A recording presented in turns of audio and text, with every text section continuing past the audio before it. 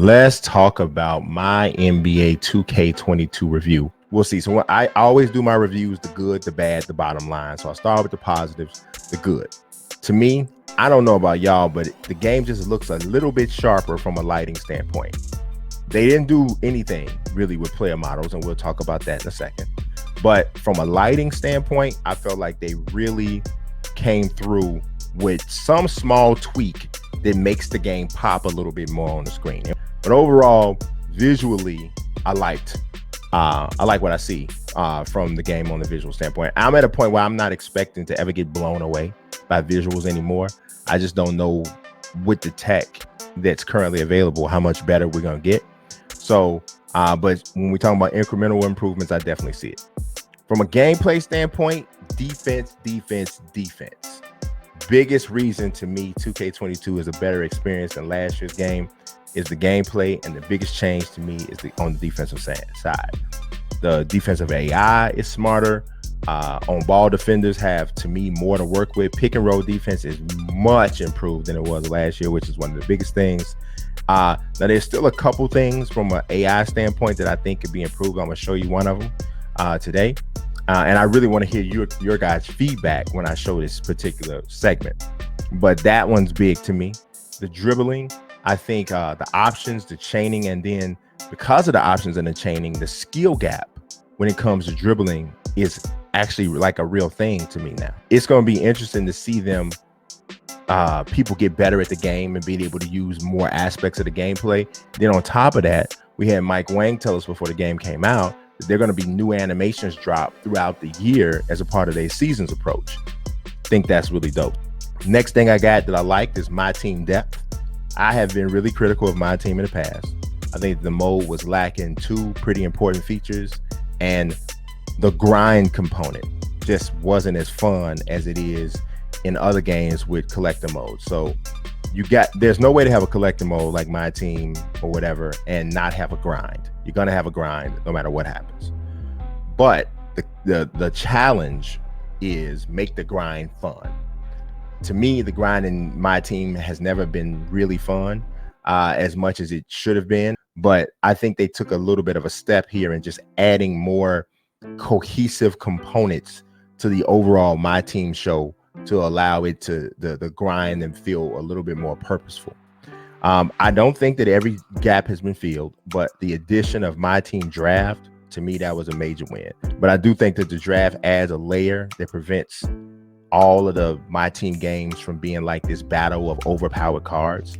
So in case you guys are commenting, I'll get to them in a second, but when you add the draft to limited, the enhanced season concept, and then what I think is an improved release calendar for content, I think my team is moving in the right direction.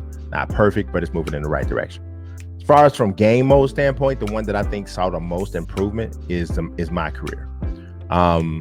Over the past, 4 to 5 years, to me, my team has been like, it's kind of stale. It's been one of those modes where I felt like you were forced into sitting through cinematics, or at least lately buttoning through some of them. And it just seemed like a waste of time because it feels like a lot of people didn't even care about the story anymore. I know I was kind of growing a little tired of the stories. And so they haven't gotten rid of the story altogether, but it is definitely more like a real RPG with, you got NPCs, they have side quests and all this different kind of stuff. So that right there just makes the overall my career experience better. The city, to me, is constructed better with more things in it to do. You add in, different things that go with it. I think the my player builder is far more balanced. Last year, you saw 150 million power forwards out there. Everybody knew that was the only archetype halfway worth creating. Maybe you could get a paint mash and big or whatever, but for the most part, that was what everybody had. This year, they've done a much better job of making all different styles of players having a way to win, having a way to impact the game. So to me, it's almost like you introduced some much needed new pieces to the chessboard to make it a little bit more balanced. So it was almost like 2K was playing without rooks and knights before, and all they literally had before was pawns, queens, and kings. And they introduce rooks and knights to the game to more balance it out. So I really like where the My Player Builder is right now. It'll never be perfect to any 2 to 3 people, because some people want to be able to create demigods again. They want to be able to do whatever they want. Some people want the restrictions. Some people want something in the middle. You'll never get everybody, but where it is right now, I think is the most balanced it's been. So I love the park presentation, right? So I don't know how much this usually gets noticed, but just the overall artistic design of the park courts and the city and the basketball venues in the city, it looks beautiful this year. Super colorful and just makes you want to play, which is something that probably goes, like, I would say under recognized when a game developer, especially the art team for a game developer, comes up with a look, right, that literally makes you like, man, I want to play the game. And sometimes you don't even realize that the look is like kind of stimulating you to play the game, but it does work that way. And I think they did a good job there. Now, moving into some of my modes that I love the most, we're talking about my NBA. In-game injuries are back. I actually saw somebody jump up, take a jump shot, come down, hurt the ankle, limping, tried to get up, got hurt again. Same type of thing. All of that's finally back in the game. The sliders for injuries do appear to work. I'm still testing that out a bit, but at least I can see that they are actually working. Now, this is not a big deal in my team, Play Now Online, Park, Pro, and Rec, but in my NBA last year, you could hit a dude in the head with a brick. Nobody was going to get injured. It just was, they could run forever with zero energy, taking contact dunks. Never anybody was going to get injured. But this year, that is back. It's a big part of my NBA, in my opinion. Fatigue. Another thing, last year, you could have people on Gatorade cups. They still doing contact dunks on 3 people. They drive to very little consequence in 2K21 when it came to stamina. This year, 2K22 stamina does matter more from possession to possession.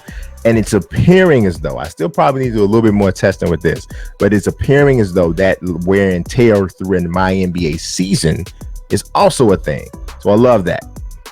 My staff, I thought, and that's in my NBA, I think it adds a decent layer if you are really interested enough in doing it. My staff is one of those things that it takes some time to manage. It does offer some unprecedented depth that nobody else really is doing quite to this level in any franchise mode.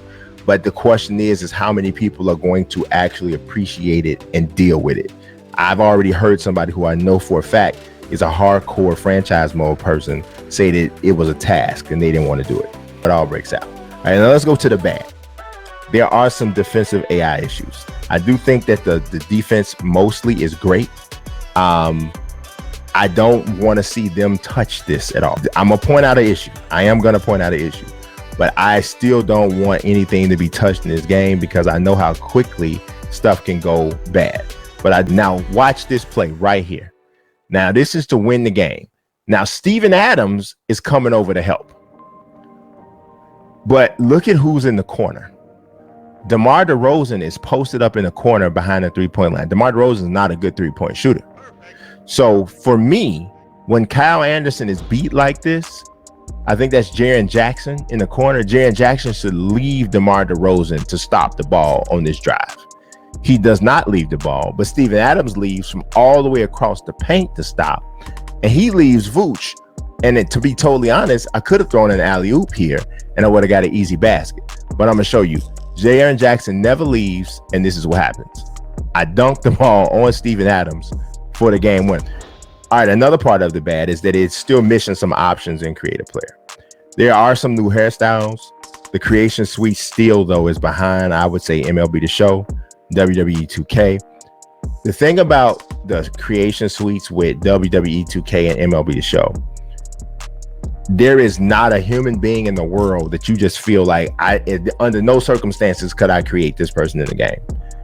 With 2K, there are just limitations to the face, to the sculpting aspect.